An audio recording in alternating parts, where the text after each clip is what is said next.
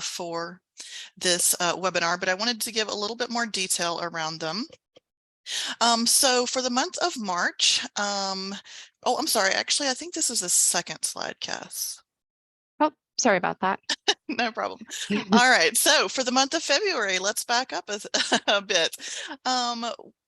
During February, office hours will be provided by CRE, and participants in this program can go to them for guidance and insights on any topics not related to the contractual issues that are managed by us. At A&L, we'll have separate office hours for those. But for example, if you're preparing for the CEL hire or internal organizational dynamics, that's a good field of questions for CERE. The EEJI lab team will be providing additional guidance regarding onboarding and support for coalitions as the CEL hiring process proceeds in the spring. And CERE will continue valuable resources to connect with you on those topics as well going forward throughout the hiring process. So 2 different types of office hours. If you are confused about which question to go to, please feel free to contact me or anyone at the labs, and we'll let you know which office hours to sign up for those particular questions. I am going to drop a link in the chat once I quit speaking to sign up for CRE office hours. And so please look for those there, and then I'll also be sending out an email with those links later today. So our next webinar is going to be held on February 7th. You should have the link in the email that I originally sent, but if not, please let me know and I will resend that. And back to office hours, starting next Wednesday, February 1st, we will open our office hours here at Argonne to help provide answers to questions you have related to the hiring process, the job advertisement, or resume collection. If you're interested in open office hours, we'll be hosting a 1-hour open session on Teams every Wednesday from 1 to 2 Central Time. So that's where you'd come with general questions that you have that you'd like to that you know are more suited for a wider audience. I will be sending out those invites later in today's email that will have CRE links, office hours links, and calendar invites for that open office hours session for Argonne. This is certainly not required that when you get that calendar invite to show up every time. It's simply a time to show up if you have specific questions. For those of you who'd like a one-on-one meeting about the hiring process, please send me an email to schedule that. We'll be holding those office hours from 2 to 5 on Wednesday afternoons also. So the first hour will be open meeting session, and 2 to 5 will be reserved for one-on-one meetings. Of course, if none of those times work for you, just let me know and I'll find something else on our schedule. So speaking of that job template description, you should have received an email from me earlier today with a link to the template job description by email. Again, let me know if you did not receive that. This job description template is designed really as a starting base for you and something to save you time and help you get started. So you're free to pick and choose the pieces of this template that work for you. You can add things in, take out as much as you like. Again, it's just a starting point and a template to save you time. So please make it your own and keep in mind the type of CEL qualifications that you're trying to hire at your location. If you've participated in an internship program, which I think many of you have, we will be following a similar process, and that we'll be collecting resumes on our end and then dispersing them to you. So we ask that on your end, you customize this template and then send them to the contacts in your community, and we'll collect resumes for you, cull those for suitability, and then provide you a down select set of resumes from which you can then interview and hire. We plan to leave the application open on our end for as long as you need and can work with your time frame as to when we send those resumes to you. So if you've taken a look at the template job description, you may see that link in there, which will take the applicants to the application site where they will be able to upload their resumes for us. Next slide, please, Cass. And in March, we plan to begin payments. Of course, this is contingent on the timing of the federal funding, but we plan to make one payment each month to you that will combine the effort for the CCEEJI representative at your coalition, as well as the monthly payment for the CEL once they are onboarded. So we'll be grouping those two payments together and putting them in one monthly payment that we send. In March and April, we will be scheduling 2 additional webinars to cover topics on the hiring process and integrating that CEL into your coalition. So look for those calendar invites. April 28th is our target date for when we hope that you will have the CELs hired at your location. As we move closer to this date, please remember to contact us if you foresee any major issues with that hiring date. During the month of May, we hope to see your CEL onboarded at your coalition through the normal process that's standard for your organization. We'll also be providing an introduction welcome webinar for CELs that month to cover some of the information that they'll all need to know to save you a bit of time there. Another date to add on your calendar is the 4th roadmap. Attendance here is encouraged but not required. We think this gathering will prove very useful to you, and several members of our CCEEJI team will be attending that also. And that brings us to June. We're working on scheduling exact dates, but we will be hosting in-person training and workshops for the CELs as well as the CCEEJI point person from each coalition. So again, I'll be dropping the link to the CRE office hours in the chat now, and later today I'll be sending those out again by email as well as the calendar invites for Argonne office hours. I know that most of you have my email, but I will drop that in the chat as well for any of you who'd like to sign up for one-on-one office hours with Argonne. Thanks, Cass. Sure thing. Okay, and now we will pass things over to Hannah. Hi, everyone. Great to see everyone. I know it's been a while. Hope everyone had great holidays. Happy New Year. I'm Hannah Krieger with the Green Lining Institute. I'm going to start off with a real quick icebreaker. And if folks can just type into the chat, what is your earliest transportation memory? I can share mine, probably like a rusty old red wagon that my sister and I used to play with. I have since retired that mode of transportation, not exactly the safest option on the streets. So if folks can just drop something that comes to mind for them. And then now I can have the pleasure of introducing our wonderful panelists who will be sharing real life examples of a community engagement liaison role in a couple different scenarios from their work. Luisa Rivera is a biocultural anthropologist and public health researcher who studies the impact of the social environment on health and development. She's currently a Newcom Fellow at Dartmouth College, where she studies the impact of racial inequity and stress on epigenetic changes across the life course.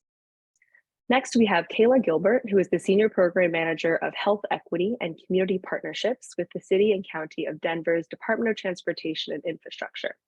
Kayla leads several grant initiatives that focus on catalyzing policy, infrastructure, and educational programs in active transportation and sustainability to improve health outcomes for Denver residents. Next up, we have Chastity Gentry, who is the Southwest Denver Community Connector for the Community Active Living Coalition at the Denver Department of Transportation and Infrastructure. She primarily focuses on authentic community engagement, connecting communities to city resources, educational outreach for infrastructure projects, and co-leads the Future of Denver Youth Collaborative. So we have an awesome panel. Please give folks a virtual round of applause. I will pass it off to Luisa to begin her presentation. Awesome, thanks so much. I'm just gonna start with my little screen share experience that we all get a little cortisol blast from doing every time. Start. All right, great. Thank you. Can everyone hear me? Does this look good to everyone? Yeah, thumbs up. Awesome. Thank you so much. So my name is Luisa. I'm really excited to be here today to get to talk to you a little bit, about community engagement liaisons and how to incorporate them in your work. I come from academia. I'm an academic, and so I'm like really cognizant of not giving you like a molecular biology lecture today. So my presentation is really meant to help sort of to communicate information, but also to help kind of get the juices flowing in your own minds about how you're going to incorporate a CEL into your work and what you're hoping that they're going to help your organization accomplish. My experience in this area, I've done community-based participatory research in a bunch of different contexts. The two that are kind of most relevant to my talk today are working in Guatemala. So I work in rural Guatemala in a combination of research and intervention work, primarily looking at the impacts of traumatic stress experienced in the war in Guatemala and its impact on communities across generations, as well as integrating emergency obstetric care into these very rural areas where it can be difficult to actually receive that care. And in my other work in the United States, I work closely with communities in Shelby County, Tennessee, where I'm part of a large cohort of researchers who are investigating the impact of toxic stress, including things structural level stress like racism, on methylation or epigenetic changes in our bodies and in development, which may be a topic if you're ever interested in, just shoot me an email. I'd love to talk to you about it. So in all this work I've done, there's been this, and I'm also an anthropologist, right? So I'm like a science, I'm like a bioanthropologist. So I study like people and hormones and stuff, but I also talk to people. And in all this work I've done, the difference between the researcher and the community has been so strong as to necessitate really robust and meaningful community engagement. And working very closely with community engagement liaisons or connectors or coordinators. They have lots of different kind of names in these organizations. But you know, who are CELs? They can take on, actually, like, this role can be very diverse. I've seen it kind of play out in a lot of different ways. They can take on like more of an advisory or this like real liaison role where a respected community elder or someone with a lot of domain expertise, respected senior midwives, for example, in Guatemala where I work, help be a bridge both from and to the research team and the community to really make that research as impactful and participatory and reflective of community priorities as possible. Generally, not always, but generally, there is an idea that CEL should be representative or have some lived experience, which they can bring to sort of help that domain expertise in cultural communication in the specific communities that they work with. So oftentimes these are members of the communities. They're actually representative of the communities that they work with. And as such, they're skilled cultural translators. And just being from a community does not mean that you are a skilled cultural translator. So it's really a special quality of this role. And then finally, kind of maybe diversely, many organizations expect community engagement liaisons to have quite significant administrative roles. And I think you might even be able to sense a little tension there, right? A respected community elder, and then someone in charge of maybe like data entry or database management. Sometimes organizations can kind of expect a lot out of this particular role and expect them to be many different people at once. So what do they do? And, you know, this is, again, very different in every organization. I can just kind of talk to you about it in the context that I work in, which is this sort of public health context. But, you know, in the most effective use of CELs is actually across the entire scope of the project. So sometimes there can be a tendency to think that community engagement occurs only in the needs assessment and planning phase. Like, well, we need to engage the community when we are trying to understand what the needs are, right? And that's it. But that's not all. That's not the only time that CELs are actually really integral to the success and equity of a project.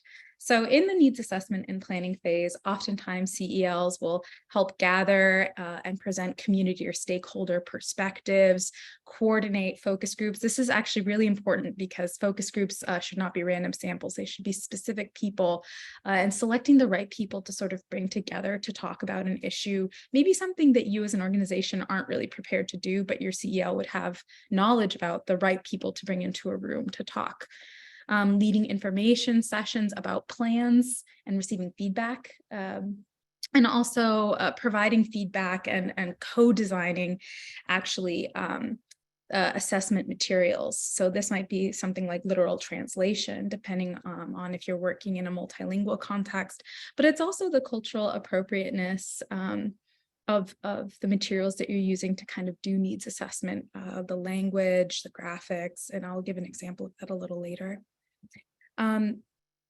Implementation and intervention is also a really important time to really integrate the CEL. CELs oftentimes are placed in this front-facing role in the community where they're actually enrolling and engaging in like recruiting program participants, being the face of the intervention to the community, reviewing kind of the actual products that are being provided in the intervention for their cultural appropriateness. This could be like signage, all kinds of different language in the different materials that you may be producing as an organization, and also just developing outreach materials and strategies that are going to meet the on-the-ground needs and preferences of different communities. And then finally, evaluation and communicating evaluation findings back to communities are a wonderful place to really integrate your CEL. And this is also, I would say, in the data analysis and kind of reporting stage. I think a lot of the times we think, oh, like that's the experts are going to analyze the report and tell us what our outcomes are. But sometimes it's really important to integrate your CEL in sort of like the meaning that you made of the findings and see if it jives with actually their experience in the community, and really integrating meaningful and culturally appropriate outcome measures as you try to monitor and your progress and seeing if you're achieving the goals that you wanted to.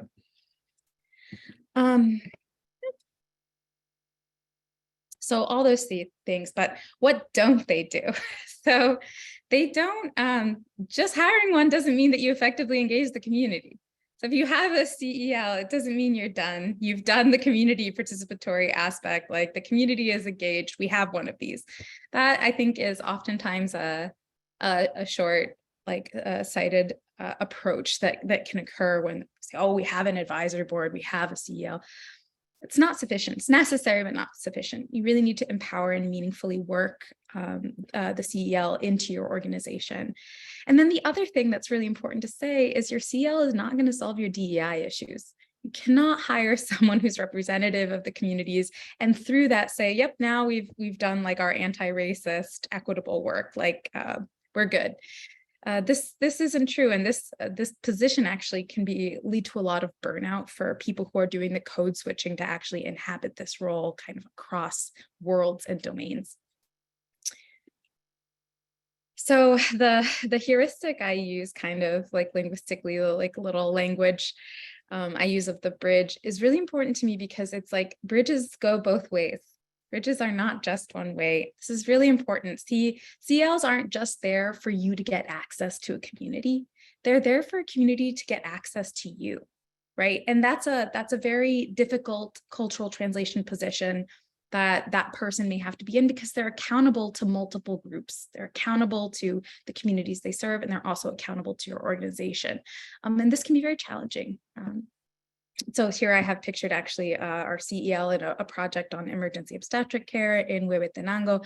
This is Petrona Gomez on the left, showing a community midwife how to do neonatal resuscitation. And Petrona has to inhabit this kind of incredibly challenging role in that she is a Chuj woman who is a native Chuj speaker, but also speaks and writes fluent Spanish and can work kind of between worlds. She can work with like this formal medical system coming from the United States, and also, literally and culturally translate those practices back and forth into Chuj Spanish, and then finally English. So it really highlights just like what a complex role that is. Just going to do a little time check. Oh, I think I need to move faster. So just take a moment out. You can drop some of these thoughts in the chat if you're interested in it. I just wanted us to say, like, I'm probably not telling you anything new here, but as you prepare to write this job description, what roles did you see the CEL as doing? Thinking about that planning, implementation, and evaluation phase. and do the needs that your organization have match that role that you had envisioned? Is this really, as you start planning this job description, it's going to help you, I think, to sort of see, where what you're going to write that you need from people is actually what you need in your organization right now. I'll just give like a couple seconds for that.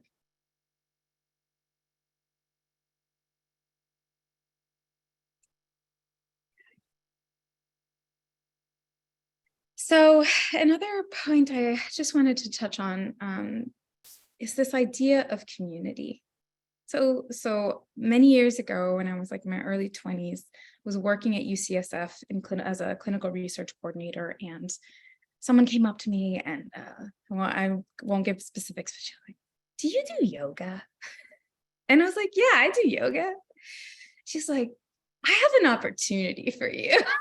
And I got pulled into being essentially a CEL for a project that was trying to teach mindfulness to Latina women in the Mission District. And if you know anything about the Mission in San Francisco, you'll know it is not Puerto Rican. So I am a middle-class, college-educated Puerto Rican woman, and the Mission is mostly and the program that this research team was trying to reach were Central American, Mexican recent immigrants who were pregnant. And I had never had a child either. It's like an important thing. But because I was very culturally legible to the researchers, and because they were like, well, Latinas are Latinas, this is all, we're all kind of, one group here. She's a perfect cultural representative kind of for that group. And it was a real learning experience. And, I think something that I really would reflect is that there's a balance between the skills of cultural humility to work with many different groups and representativeness of a specific group that you should really think about as you develop this job description. What does community mean to you? Which communities are you actually trying to reach? Which communities do you usually reach? Which ones don't you ever work with? And, where do you see the CEL as helping you actually address those issues? So I think I might be right at time. Is that right? Did it give you a nod? Sorry, 1 second. I'm just checking the clock. It looks like you have about 4 more minutes. Beautiful. Okay, I'll keep going. So I have this word epistemological. I have to be a professor just like once in this. So epistemological is a scary word, but it just means ways of knowing. It means ways of knowing. And in my experience, the integration of a community engagement liaison into groups that are very focused on metrics can lead to these epistemological clashes, these clashes between different ways of knowing and reflecting experience and knowledge. And it's something to be aware of as you start building out this role. What types of different knowledge do you want to create, co-create with your community engagement liaisons in these communities? And how might that jive or not jive with the values implicit in your structure and the ways that you tend to go about, for example, telling your funders that you did a good job, or reporting to people that your interventions are effective? So I kind of have split them here. Many of you have probably seen these types of dichotomies before, but there can be a tension between utilitarian, the best for the most people, the quantitative, graphical, statistical type of knowledge, and the kind of moral values embedded there, and ones that are emphasizing equity, not the best for the most amount of people, but that the needs of all groups of people, regardless of whether they're, the biggest part of your community or not, are met, where everyone gets what they need. And where subjective, asterisk, meaning not that that's not real, but that is subjectively experienced and reported as testimony and narrative, also holds equal value with the more sort of quantitative approaches to assessing what's going on in the communities you work with. And this is a great, you've probably seen this before, a great Robert Wood Johnson example of the difference between equality and equity. You may not actually have that many wheelchair users, but you're obliged to help them, right? You're obliged to provide them with access to transport. And so this is kind of that tension, right, between sort of the utilitarian and the equity focus that I think many times people want a CEL to help them redress, but that will still be existing in your organization. It's just part of how our culture works. So I'm going to close with this story about sort of culture, courage, and bravery. And these images come from a project I worked on prenatal care in a community that was very much low income, mixed of various different colors, very different cultural backgrounds. And we were working with a CEL trying to develop outreach materials, and we used this stock image on the left. No, nobody thought about it. They just put it on there. And I'll never forget her telling, she's like, you cut everyone's heads off. It's headless pregnant women. And we were like, oh, it is headless pregnant women. Like, that is kind of creepy. And she's like, why would this make anyone feel like this work is for them? This is like the lowest effort and like actively dehumanizing way to represent a pregnant woman. And so together we actually worked with an artist and developed the image on the right, which is a woman facing, right, looking, has eyes, lips, mouth, head, hands, all the different parts, in order to kind of create a visual that actually was meaningful in some of those materials. So, but the ability to tell us you've cut off their heads, required a lot of courage on her part. And also the potential, that's taxing, right? So protecting that person from burnout, it's very important as you move forward. Okay, so I'm going to close there. Thank you so much. And I look forward to chatting more in the Q&A. And I'll provide these slides, and there's some resources that you can go through, like some toolkits to kind of enact these principles. Thank you so much, Louisa. And now I'll pass it off to Kayla and Chastity to share their presentation. Great, let me get my slides up. I think you all should see them now. So I'm going to kick it off. My name is Kayla Gilbert, so I'm a senior program manager with the City and County of Denver's Department of Transportation and Infrastructure. And I'm joined today by my colleague, Chastity Gentry, who is our Southwest Denver Community Connector. And I think you're all really lucky that she's here too, because she started with us as a youth advisor. So she has a lot of knowledge and experience, not just in community engagement, but also in youth engagement and how that might work in your project. So we're going to talk a little bit about Dottie's community connectors. We're going to share a few case studies of our work, and then some tips for how we set it up for success. So when I talk about community engagement work within transportation, I would like to ground the conversation in transportation equity. Our description for this is that everyone deserves the right to a fair, convenient, and affordable option to travel through the city as safely and efficiently as possible. And that's regardless of who they are, where they're going, where they're coming from, or what mode they travel by. A brief history of where our program originated. So we originally started the Denver Community Active Living Coalition, which is a grant-funded program back in 2015, so a while ago now, with one full-time paid staff person, and that was me. I really loved engaging with all the community members across all of Denver, but I really quickly realized how unique and diverse each of our 78 different neighborhoods were. They all have very unique needs, wants, histories, barriers, and opportunities. And I remember going to tell my boss, one person just can't do this all. We needed more people to really authentically engage all of this diversity that we have throughout our city.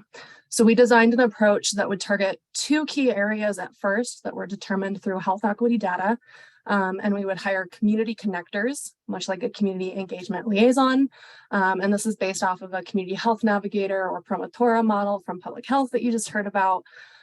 We hired our first two community connectors in 2018, youth advisors soon after in 2019. We brought on our third community connector for a new area in 2022 last year. And we're excited this year to finally hire our fourth community connector. And we'll actually move to a quadrant approach where we can support the whole city on crucial projects and needs around transportation, in particular with our equity areas. The model that you see here was created by our first two community connectors, and this is based off of their first year working with us. So once we hired these people, they set out on walking, biking, and listening tours of their neighborhoods. They worked to identify community partners and build relationships and trust with those folks. What's really important about our model is that we didn't come into this at the onset with a project or an ask. We came to them asking just how can we help? How can we be there for you? And this approach really helped us understand a much wider breadth of the challenges that we're facing our communities, while also helping identify partners and leaders and assets that could help us with a intersectional approach to improve both health and transportation outcomes in our communities. Quick public service announcement. I really like to say this. It's really important to build capacity in our communities and not build silos. No one of us can do this alone, and no one of us should.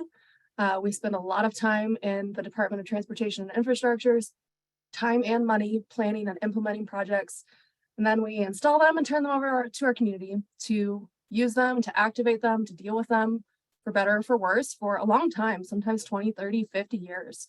And so that's why partnerships with our community members who are going to take the ownership of this in the long run are really crucial to making transportation infrastructure projects successful for communities. And now I'm going to hand it to Chastity for some great examples on how we demonstrate this. Absolutely. So our program really relies on an umbrella where we focus on three main topics, which are community connectors, our youth programming, and our microgrants. And we identify our successes based on these 5 subjects, which are our community-based work, working together as a team, sustaining funding, committing to our learning, and being flexible and creative in our communities.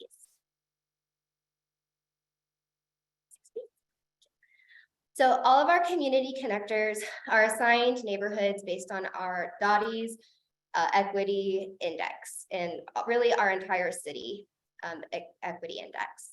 We primarily focus on communities that have low income. We see we do evaluations based on if they have more than one vehicle in their family, if they are lower income, higher income, and we just kind of see it based on our demographics.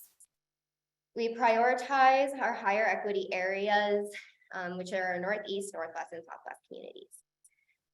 These are just some examples of the work that we've done in our communities in 2022.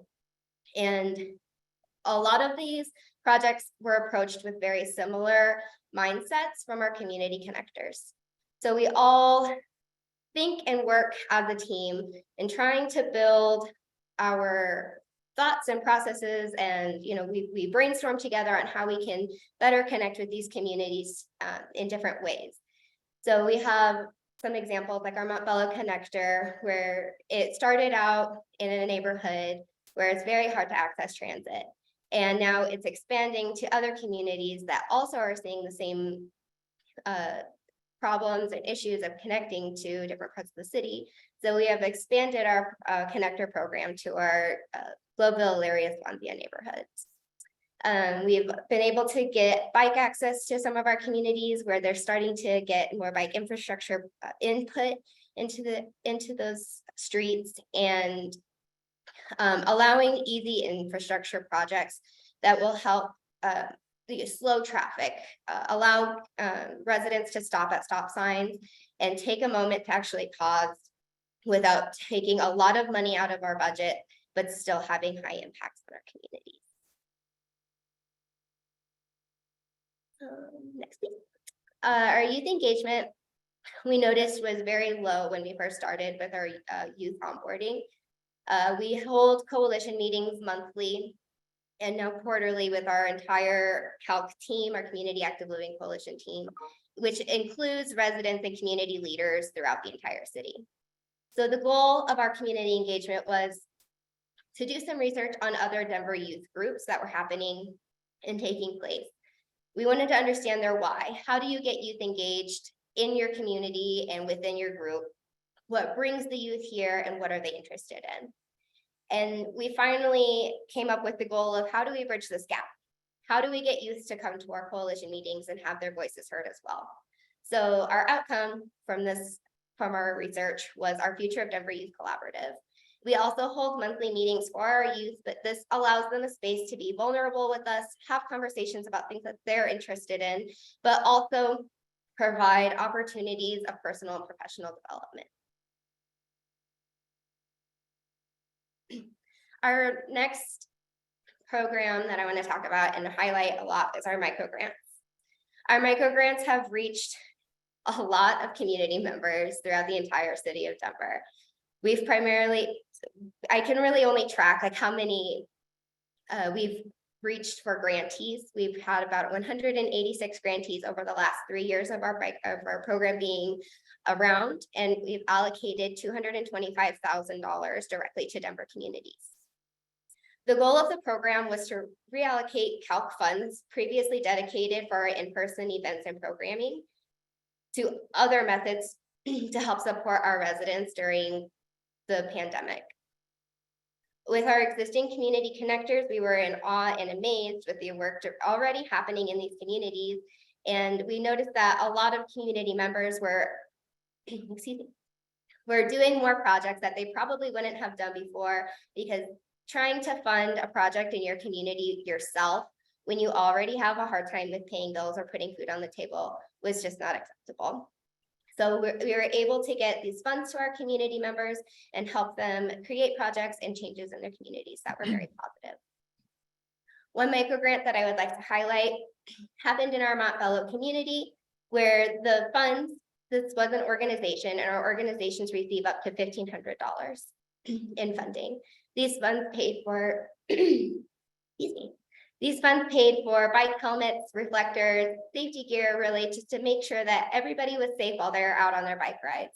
It helped pay for trainings for our local leaders to build capacity and learn how to be road leaders and teach others how to use our bike skills course, which is set up so that you could learn how to ride on the street. So it has all of the same directional signage and paint on the cement so that they can see and notice that when they're on their bike rides in their communities.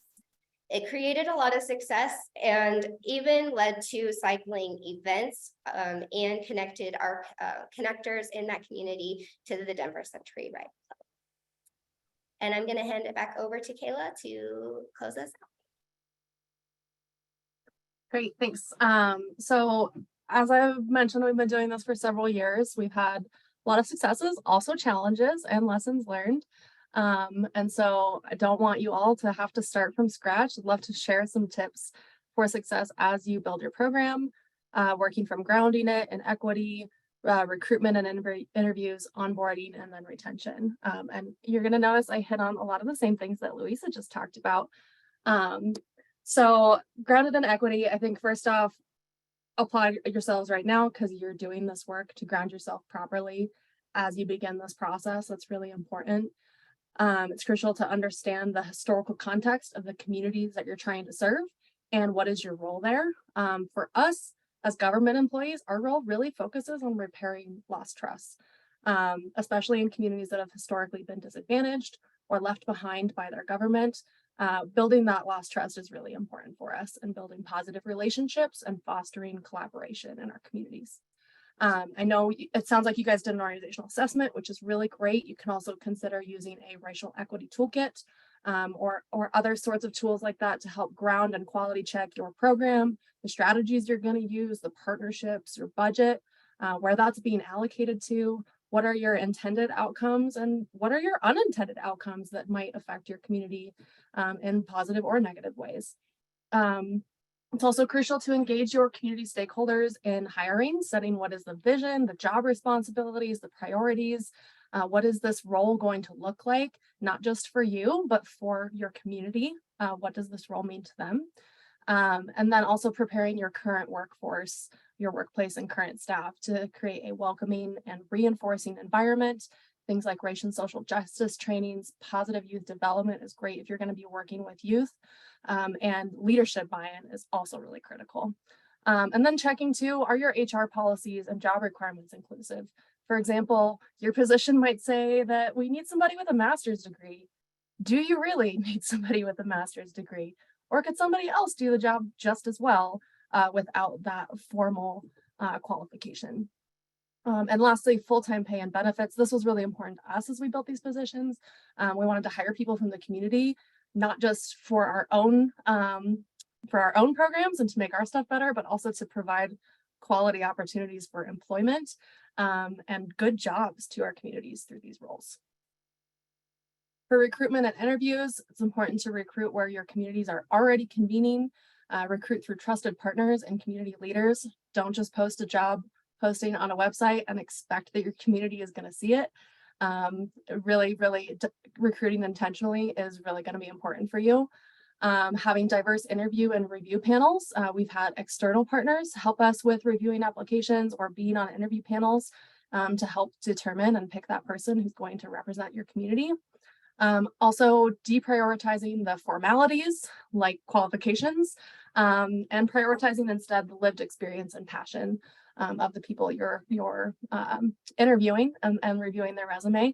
I've found in this work that, you can teach somebody all your jargon, you can teach somebody how to use Excel, there's even spell check for typos, but you can't teach passion and you can't teach a dedication to serving people. So that's what I look for the most when I've been hiring people on our team. In terms of onboarding, making sure that your staff have the tools and technology to be productive when they're out in the field. They're going to be out in the community all the time. So make sure that they can do their job effectively while they're doing that. Offering training and ongoing professional development opportunities. We've listed a few important ones here. It may also seem obvious, but especially if you're hiring somebody who doesn't have a government background or know your organization as well, because they're from the community, making sure that you give them that overview. What does your organization do? What is your structure? Who are the decision makers? How does your organization work? So that you set them up for success to work within your organization. Conducting meet and greets internally with your staff and with your leaders, also with your partners and key stakeholders and community members. And then those community listening tours, walking tours, biking tours that I mentioned before too. I have an example picture on the right too of when we did a bike tour in Southwest Denver when we first hired our community connectors. And this is an opportunity too to include your whole team. It's team building, also learning about the communities and what it really feels like to move around in that space. Not just from an aerial map that you're looking at on a computer, but really with your own 2 feet. I think that's really important. And then lastly is retention. So you want these great people that you just hired to stay with you throughout this project. So supporting ongoing professional development, allowing for flexible scheduling and comp time, supporting self-care and work-life balance. My team is often meeting when their community is available. So that means nights and weekends, sometimes multiple times a week. So that's not a standard 9-to-5 schedule. You can't really expect that from this person. So allowing some flexibility so that they can take care of what they need to in their personal lives and also show up for their community. Also encouraging and celebrating creative problem solving is really important. Allowing for open and honest conversations in the workplace. I know Louisa mentioned that having a safe space to say, hey, you cut these women's heads off. Literally, we had that same conversation actually like last week.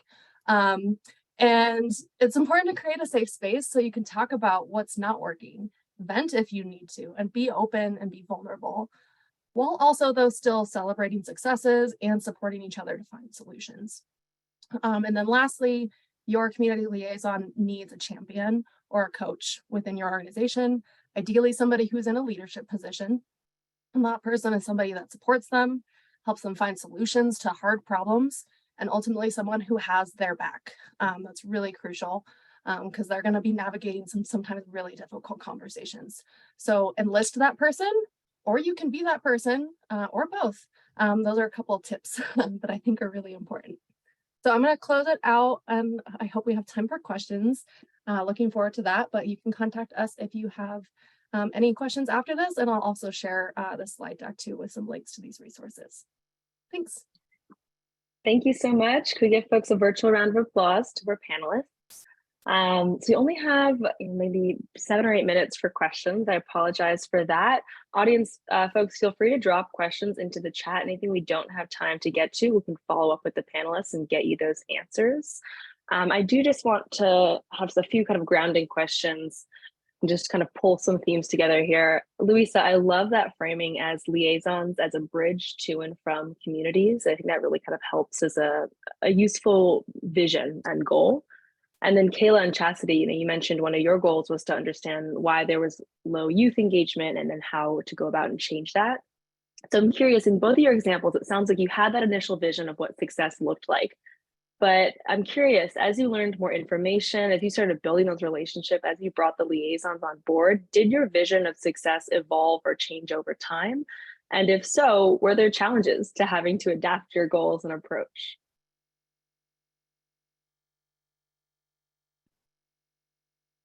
Yeah, definitely. And I think like that's really where you see it's where the rubber meets the road for your organization and its commitment to this is when you get feedback or when you get a shift in what you had tacitly or explicitly thought you were meant to do, that requires a change, a reduction in scope, dropping, like stopping something, particularly for research that is like, people's eyes are, they're like, so I won't research it. And the answer is correct. You won't do that.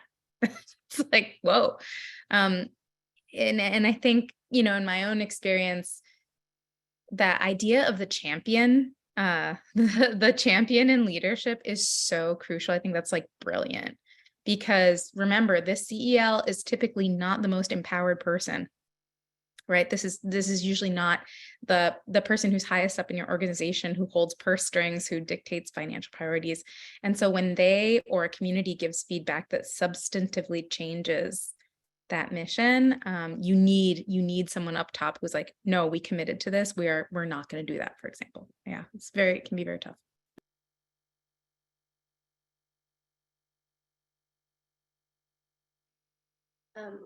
Lisa really hit it right there with main points.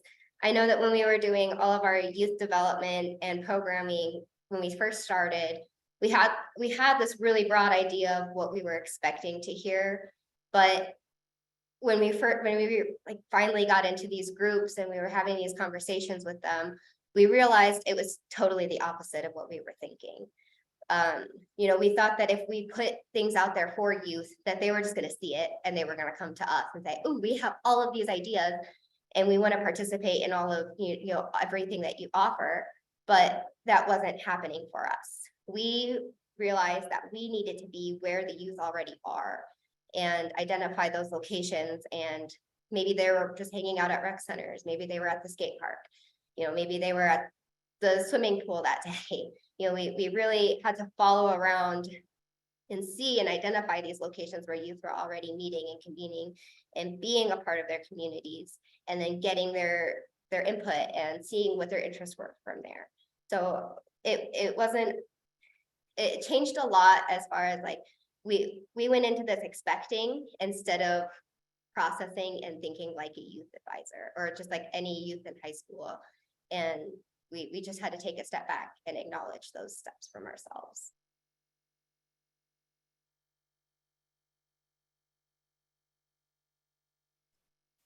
Anything to add here? I think you guys covered it well, but ultimately, you have to be willing to let your vision change if that's what the community dictates. And so that's why, that leadership buy-in is really important, because if your leaders aren't willing to act on what your community is telling you, and if that means that something's different, then honestly, that's only going to burn your bridges harder. That's going to make your community engagement liaison throw up their hands and be like, well, why am I even here? So you have to be willing to take the input that you were trying to get and take it and act on it. And that might mean sometimes that your vision looks different than what you thought, or that you work with different partners, or you have a different approach, or you identify a whole new group of people that can help lead or move your work forward too. So it's really crucial to be open to letting your vision change based on the community. Thank you. And that makes me think, right? Like if the community has a certain vision, then obviously we're going to have to be thinking about how we're tracking success, measuring success in a totally different way. And Louisa, I love what you mentioned around co-designing evaluation measures. And I'm curious to hear all your thoughts in the next, 2 minutes. Again, I wish we had so much more time for this. How did you track data? How did your organizations highlight success? Anything to add here? Again, sorry, we don't have more time.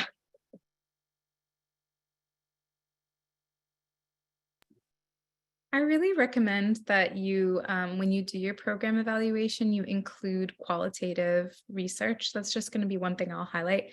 Many of us are like, oh, I use this index, I use this metric, I did a survey. But really highlighting those, learning how to work through text, to work through focus group data, to work through interview data, analyze it and highlight and center those narratives in your reports and in your evaluations, I think is missing in a lot of people's evaluation toolkits. And, go find people who can do that. It's super valuable.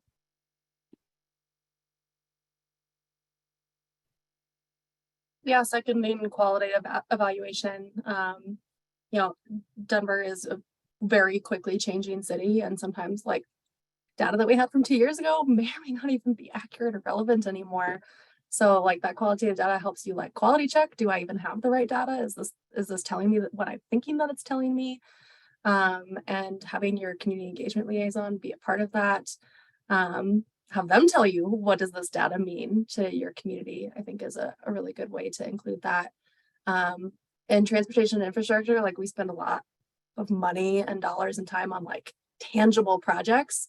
So like the engagement can sometimes be lost. And like, how do we measure successes? So I think that's important too, just tying it back to why community engagement has helped move this big project forward. It can seem like an afterthought when it's really, really so crucial to have it throughout that entire project. Thank you all. And I want to make sure that we get Miriam's question answered. How did Colorado Department of Transportation determine how many community connectors they needed for a given area or community? And if you could manage to do this in like a minute or so, that'd be fantastic. Okay, great question. So we had a grant we had funding for 2 people. So that was honestly what determined some of that. But we did look at, when we were picking our neighborhoods that we wanted to focus in, we were looking at where do we have partnerships that we can really catalyze? Where is there too much stuff going on that like we don't need to add another cook in the kitchen, we can just support, but they don't need this targeted approach. And so we looked at a lot of data like that to determine what those communities would be, and have one full-time person. Honestly, the quadrant approach we're moving to, I'm really excited for, but it's going to be a lot. Chastity's working with 4 neighborhoods now, and that's going to be like 20 almost when we move to a quadrant approach. So that's a lot. And so it's important that if she has support, we have part-time staff also that supports our community connectors. And so having support with our team to help connect all of those dots has been really important. I would say as many as you can hire is the number that you should pick, because I wish we had more. Appreciate that. And yeah, another virtual round of applause for our amazing panelists and their great presentations. Sorry to rush all of your brilliance, but I do want to pass it off to Nicole, who's going to give the next session. Hello, good afternoon, everybody. My name is Nicole Camalason. Can you hear me well? Okay, great. I'm going to jump right into this presentation here. We're going to talk a little bit. I work for August Leadership, and my role is a partner in the firm. I focus on the global social impact sector. Are you seeing the screen that shows the presentation? Yep, looks good. Thank you.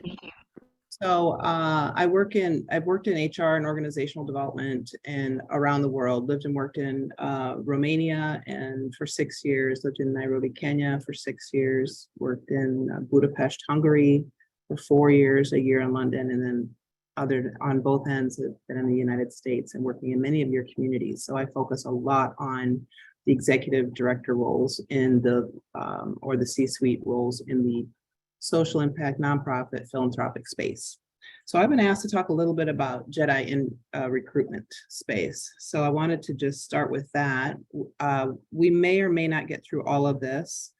but I'll do the best I can in the 20 minutes so that I can leave time for you to ask your questions. Wanted to talk a little bit about the JEDI definitions and emphasize on inclusion. In the search process, you're about ready to undertake a search process for the community, the CEL positions. And just wanted to talk a little bit about how to do that in a way that brings, you all seem like you're very versed in the diversity, equity, inclusion, justice space. But just to kind of remind you as you go into this now, what shows up during the process for expediency's sake, and then when does JEDI strategies become most relevant, and how do we manage the timing, because you also have a deadline. I saw that at the beginning, you have timing. How can you get started now in prepping yourselves and the team, putting the panel together, balance the best candidate with also your diversity goals, which I hope that means one and the same, but there's some people that argue we're looking for the best candidate, and they dismiss the other elements in a recruitment process that can create more inclusion, more of an open field. And where do we look? It has to be very intentional. And then we'll talk into some questions in the conclusion. I have throughout this thing peppered some quotes that I think is important. I'll just pause for a second as you think through these quotes.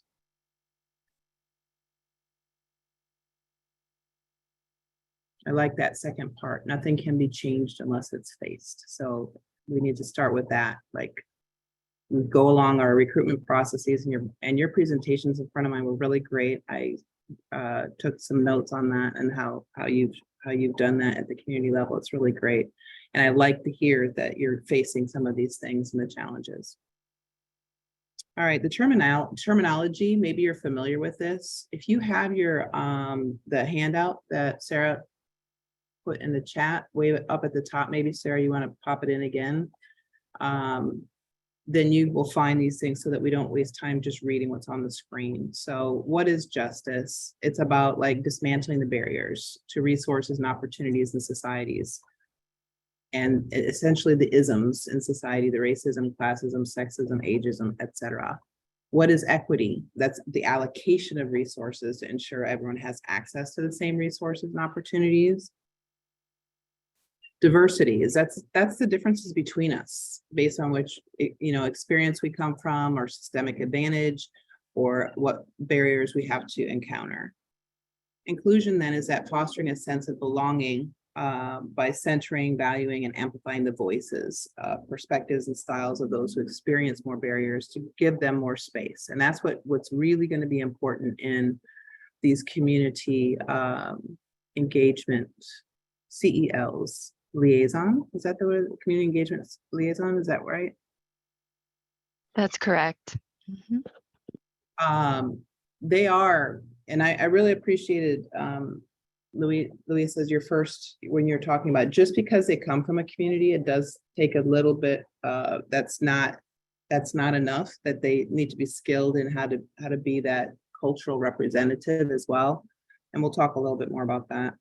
Another way of looking at this, you probably heard this before, but this is a quick and easy way to remember it, is diversity, equity, inclusion, equity definitions. Diversity is like being asked to dance. Inclusion then is being asked to dance. Equity is who gets to choose the music. That sets the tone, that's the power in the room.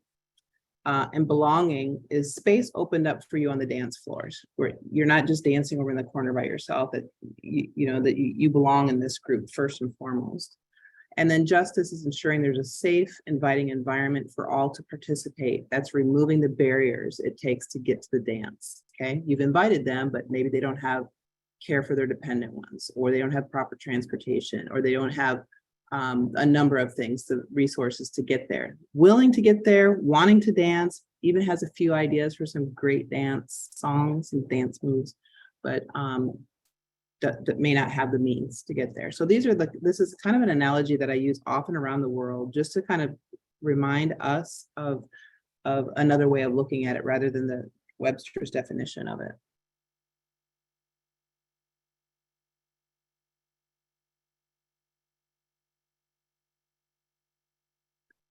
And I heard that thing, I heard that through the presentation. So I hope you all feel empowered to feel that as well. Let's work together because your liberation is bound up with mine. We're in this thing together. That's inclusion. Okay, me and you, let's hook arms, let's go. It's not we're coming into the community.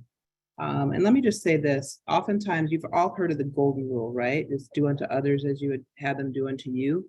But there's so many times in the work that we do that is in the social impact space that the golden rule means he or she who has the gold rules. And that's absolutely cannot be the case. So be careful of that when you start seeing foundations or when you come in prescribing and you don't identify with this. If you come in and your liberation is not bound up there with the community, then they'll never take you as a serious player. You're just coming in as a another program, another project, another colonist that's trying to help do things. We've seen this, I'm sure you all have seen this slide before, the difference between equality and equity. So as you think about this in your hiring processes, the equality is not just giving everyone the same opportunity, the job description, the job application, the job, everyone this. Think about where they're coming from. And your goal is to give them equal access to watch the game, to play the game, to get into the game. And what will it take for your CELs to get into the game? Be mindful of that. It might make some extra effort. And we'll talk a little bit more about that when I talk about how this shows up in recruitment. So I wanted to just focus a bit on the traits of an inclusive leader.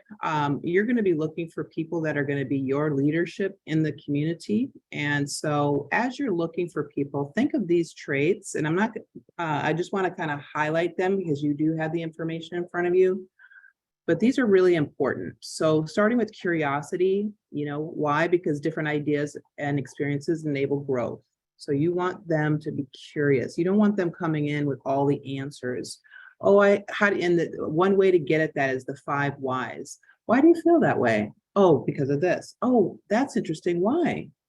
And okay, and make yourself or ask, learn to ask the 5 whys, get it all the way down. So you're not just asking and say, oh, I have a solution. Oh, I have a solution. The 5 whys is a way to really practice engagement and practicing curiosity for you as well as for your CELs. The cultural intelligence, because not everyone sees the world through the same cultural frame. So how are you going to approach that? Be thinking about the communities where people are, not just the numbers of people, but what are the communities facing and what level of intelligence are your CELs having, not book smarts, but emotional smarts on how to approach, how to engage, how to bring people together. Because, these town hall meetings meetings together can be contentious. So do they know how to solve conflict in that environment? Do they know what is offensive in that environment? So making sure that people that are working with communities are actually with them and not for them. Collaboration, because a diverse thinking team is greater than the sum of its parts. So we do this together. And if you can model that with your CELs, like, come on in, hook arms, we're in this thing together, and encourage them to do the same. You talked about the quad program you were just talking about. I think it's important then to distribute some of the work out to the community. See if you have champions that are out there that can take on some of that work if the work becomes more, and work together. And that then brings even more community voice into the process, and it's just not all on your CEL. Commitment, because staying the course is hard. This is going to be some hard stuff. When they start building relationships and trust, what happens? People start speaking, they start sharing more, and you have a lot of burden, but you will have a commitment from them and you with them. They've probably seen a lot of people coming and going, so they want to know that you're with them. We want to know that we're with each other. Courage, because talking about imperfections involves personal risk-taking. So you also can be vulnerable and share what your unconscious biases are, when you get to that. And lastly, the cognizance, because bias is a leader's Achilles heel. If you're not aware of what your cultural biases are, then you're going to be in trouble. So I provide a little bit more information throughout the process on the elements of those 6 elements. You look at the element, what inclusive leaders think about, and what they do. So take a minute before you start the recruitment to really understand inclusive leadership, what you're looking for and what you represent, and maybe share it with your teams as well. Curiosity, cultural intelligence, element of drive, knowledge, and adaptability, what they think about, and what inclusive leaders do. Elements of collaboration, empowerment, teaming, voice, and what do they think about, and what do they do? Commitment, personal values, business case belief. Are there examples? Make this thing a priority. What do leaders think about, and what do they do? Elements of courage, humility, bravery. So watch for hubris, the pride. Oh, I've worked in this community for X number of years. I've got this and this, and this is this and this. Talk about, check for their awareness of their strengths. It's great to know what your strengths are, but talk about their greatest failure. That's a hard question to get in an interview process. But tell me about a time when you failed spectacularly. What was it and what did you do? If a person can't come up with that, make sure, first of all, that you've created a safe space for them to do that, but also just really engage in that conversation, or be willing to share your own example. I remember when I worked in a community, this and this and this happened, and what I learned from that, for me, example, I was interviewing a group of people and for the International Confederation of Midwives, and one of the people that the committee decided not to advance, I made a mistake. I called her and said they would like to advance you for the interview. And she was like, what? Really? I thought I did really poorly. And I just am so surprised. And then I looked at my notes again and I realized I told her that she was advancing and she was actually being let go. And I about died. I said, you know what? I'm going to have to call you right back. And I'll call you right back. I have something that's pressing me right now. And when I went back and I called her back and I said, I have to tell you something, Julia. I made a mistake. And the role that I was saying that they wanted to advance you in, actually they wanted to say, for me to say to you, they appreciated your effort, but they are deciding to go in a different direction. That woman shrieked on the phone, so that's one of my personal, professional humiliations, that I could do that to someone from 1 second be on the high, and then because of my speed and I was in a taxi and I wasn't paying attention, then it's someone's life, so look for that humility in yourself. Be willing to share that. Even now I get embarrassed. It was like 10 years ago. On the courage side. Okay. Now, you've probably seen some of these things, but I wanted to take just a minute to talk about how unconscious bias occurs in a search or a recruitment process.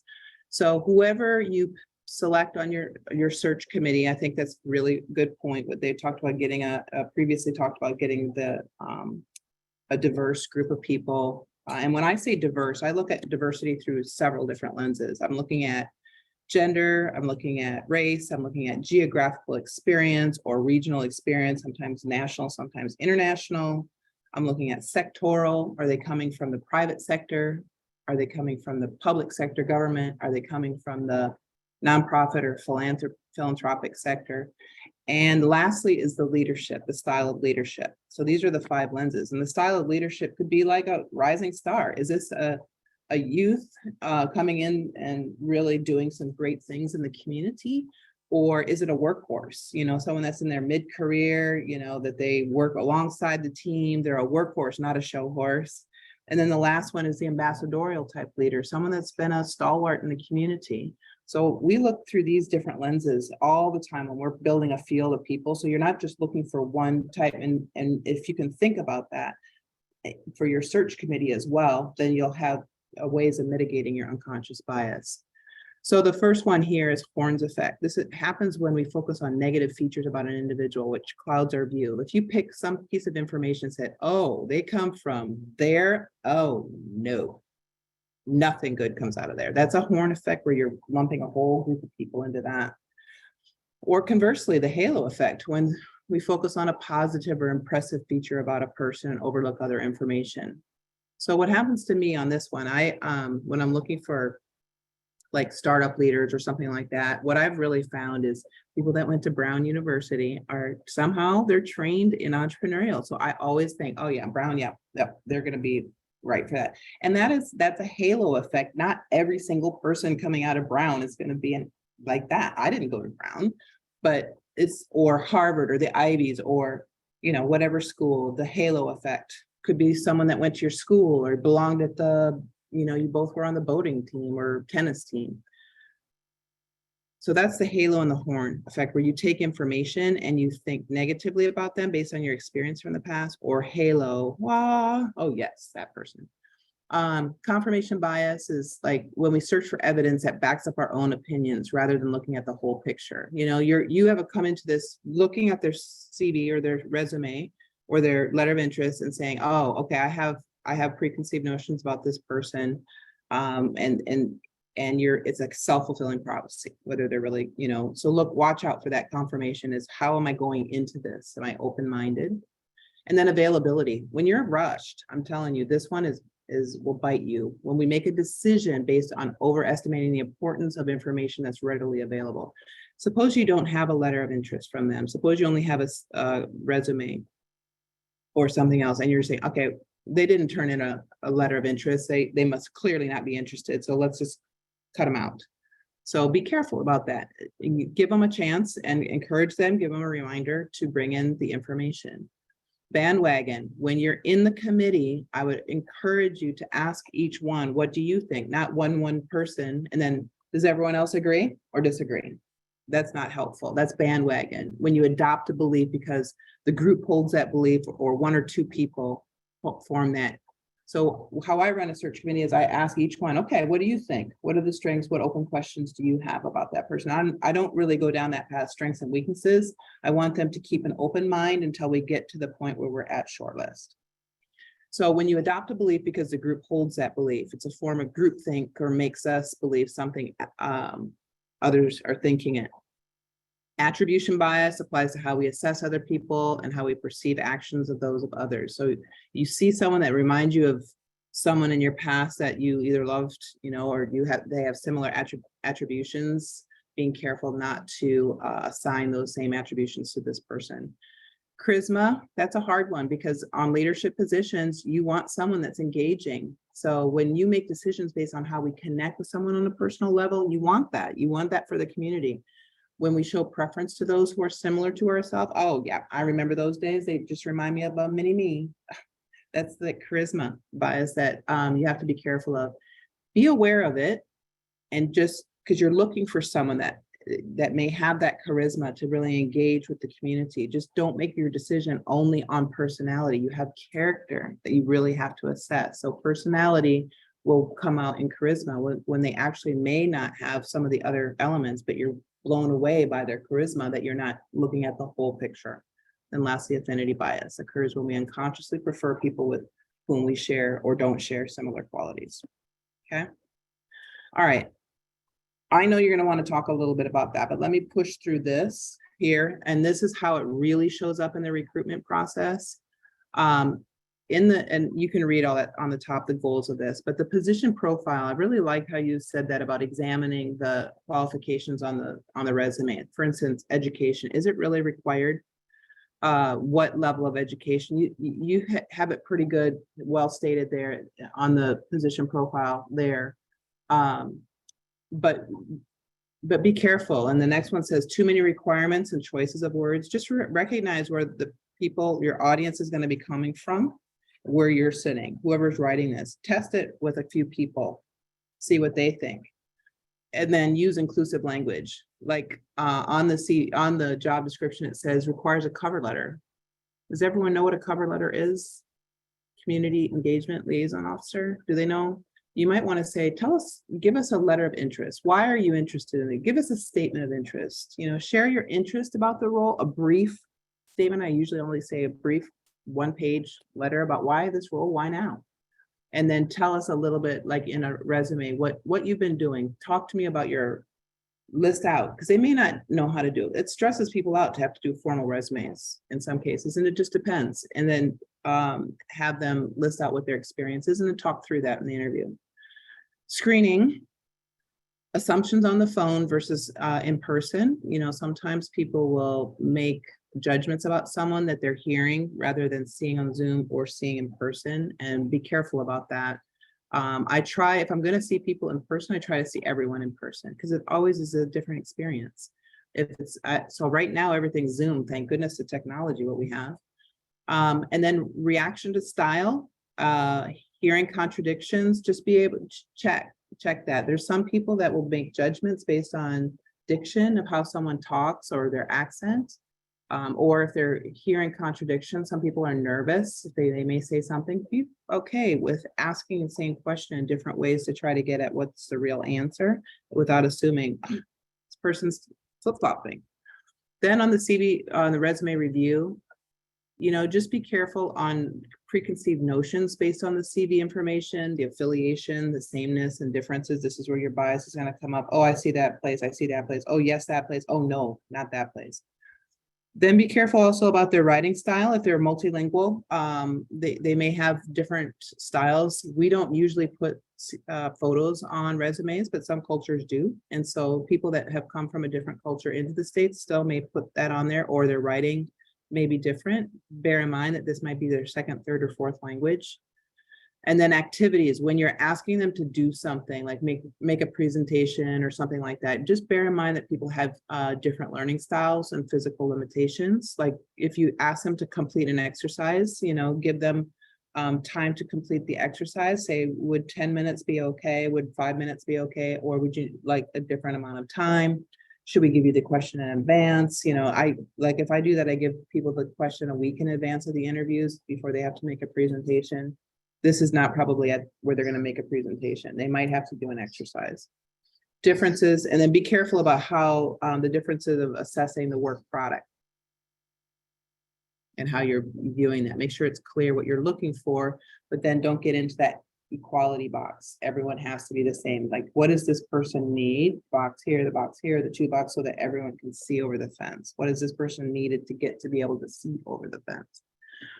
And then decision-making. This one's hard and it's very important. When you're talking with your search committee, make sure that you don't use the word culture, the style, or I don't really like their style. I'm not sure they're going to be a culture fit. Culture fit is exclusionary language. You know, it's like, this is us and they're not going to fit into our culture.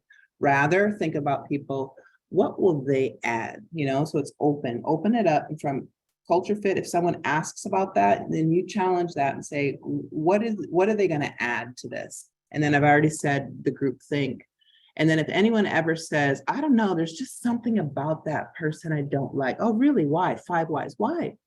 Oh, okay. Well, why do you think that? Without being confrontational, but get to the evidence, because gut is not evidence. And that is code that can be used, discrimination, definitely. So what do we do when we're confronted with that?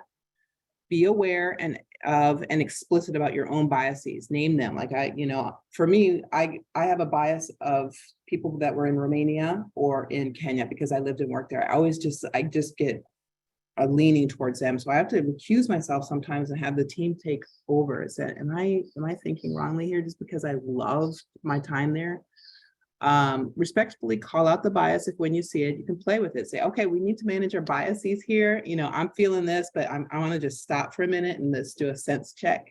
Gently ask people what they mean by their statement. Seek clarity without attacking. Ask them a question and then wait for them to answer. Don't say, ask the question and here's what I'm hearing you say. You know, challenge yourself to expand the number of, and then as you go into this, prepare yourself, challenge yourself to expand the number of authentic relationships you have with others who are unlike you. Help break down your bias from creeping in, because you have positive affirming behaviors and traits to associate with others besides your own group. That will give you a chance to see them differently. You'll have a real example of someone where you might have had a discriminatory thought about that person in the past and say, oh, all those people, those my people, start pulling them in and learning about them. And then realize we all have biases, run towards them, face it, find people who refute the negative perception that may be associated with this, and do it constantly. Look at other forms of media, join other affinity groups or other safe places as you come to terms with and expand your own reality. Now, when you face this and you're with a group, it's important that you be kind to yourself. Don't judge yourself. Someone says you're showing unconscious bias, or that's not the word we're using these days. You shouldn't be calling somebody that, and first and foremost, you need to be kind to yourself and then be patient with others. Everyone's on their own journey as we evolve and grow. When it happens, I've had it where a search committee will say, okay, I'm exposing my bias here, but I want to be held in check. Openly praise that in public, but share your concerns about if someone's doing something in private with them. Maintain their dignity, always maintain the dignity of the other person, keep the relationship, and graciously extend the giving of benefit of the doubt. So benefit of the doubt is a phrase we throw out. If you're in doubt, give them the benefit, give them the good side. Don't give them take the doubt and think the worst. It's in doubt, then ask why, tell me more about that. Give them the benefit when you're in doubt, and then just agree together that you're going to walk the journey for the common good. Okay. I'm not going to show this video because I'm pretty sure you're aware of this, but you've seen this video before. It's written down there. You can watch it sometime. The Life of Privilege explained in $100 raise. I frankly can't hardly watch this thing because it just feels so emotional to me in so many ways. So I'm not going to play it because I want to give more time in case you have questions. Lastly here, never doubt that a small group of thoughtful, committed citizens can change the world. Indeed, it's the only thing that ever has. So what you're doing right now as a group is really powerful. Just stop and reflect on this and the lives of the people that are going to be actually coming up to you with their hat in hand saying, I can do this job. What kind of respect are you going to show them? Are you going to give everyone the same box and let it be? Are you going to say this person, and I think somebody else said, don't just look at what's on their resume or their list of accomplishments. Look at their passion, look at their desire, look at how they have connected. Tell me about a time. Always use that kind of phraseology. Tell me about a time when you've done this. Not what would you do. If somebody asks what would you do in an interview, that's fiction. Nobody knows what the future is, so you just come up with something. Sounds good. Take them back. Tell me about a time when you did this, and then look for the answers there. That's it. What questions do you have? Sorry, I was on the presentation the whole time, so I couldn't see you beautiful people. Yes, I need to look for the sources of those definitions. I've used them so many times over the years that I've kind of amalgamated them now, but I will look. I picked them from somewhere. Any other questions here? What you started with the two is really important. Okay, yeah. Questions? Someone's hand was up. So this is Sarah. I'll jump in real quickly for a question. So you're kind of known in the community for your superpower of like finding the right person at the right time and putting them in really high level leadership roles to help these organizations really do the heavy lifting of trying to change the world. But the other role that you play is really a mentoring role to people in the community to like grow their own careers and their talent. So what guidance would you give as these organizations are going through the recruitment, the hiring, and the onboarding? Like, how do they take the long view of getting both the right person in the role for a really challenging job, while also looking to support them as a new generation of leaders? Yeah, that's a great question. I'd love to have anyone tell us an example of when they've done that, really well. Mentoring is going to be really important. And I would just say start with a very open mind, in terms of looking at the long game. There's going to be a here and now tactical need that you have, but you also are going to be looking for the strategic side. You're going to be looking for the systems thinker, and you're also going to be looking for the change maker. So when you think of it in that way, think of it, the diagram of strategic, tactical, systemic, and change, and start building out where are your plot out where these candidates are at on that, and make sure that you give some space for that, and then talk about what their goals are and the plans for their personal. It's hard to do mentoring when you just decide what they need, what's best for them. Again, that's very top-down, colonistic, that colonialistic, that we don't want that. We want to start with the frame of where are we trying to go and how does this person fit into this journey? Anyone else have an example of that?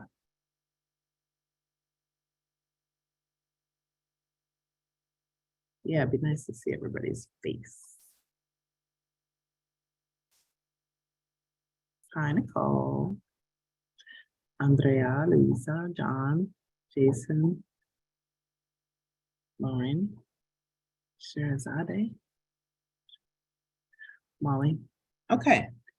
Anyone have a comment on that? I'm not sure if I fully answered your question. Is there a part 2 to that question, Sarah? No, it's almost as if we're taking on some heavy lifting as we're going through this phase and trying to get it right. And we really appreciate the feedback that you've given us. We've covered a lot of these topics at different points in the deep dive sessions and also the webinars, but this is the critical junction where the rubber hits the road as we're finalizing the job description and beginning the process and doing the process and making that investment in ourselves and the organization. So unfortunately, I think we're running against the time limit.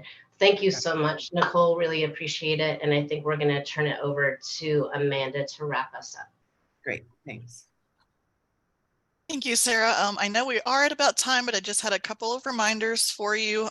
First of all, thank you to all the presenters today, Louisa, Kayla, and Chastity, Nicole and Hannah, for sharing your time, also your experiences and your knowledge in this area with us. This was great information, and I know all of our coalitions are going to take this back and weave this into their job hunts for the CELs. A couple of reminders again, please make use of the CRE and Argonne office hours for your questions as you go through this process. I'll be sending out an email later today with information on how to do that. We did see the comments in the chat that a couple of you are having trouble being able to access the Google Doc for the job description template. We know that some of you can access it, so we're already working on fixing that. But if you are in a hurry to get it, just email me and I will email that directly to you. If you haven't completed your SWOT homework from last time, please go ahead and do that, as that's going to help you get prepared for the job description. Also, a reminder of the next webinar on February 7th. Please register for that if you have not already done so. We're really excited to be on this journey with you as we finally are entering the hiring phase for our CELs. We're so appreciative of Margaret and DOE for providing this leadership to make this happen, and of course, always the great collaboration that NREL provides. So please continue to use us as a resource and support. I'm really excited for 2023, and I hope you all are too, and we will talk to you again soon.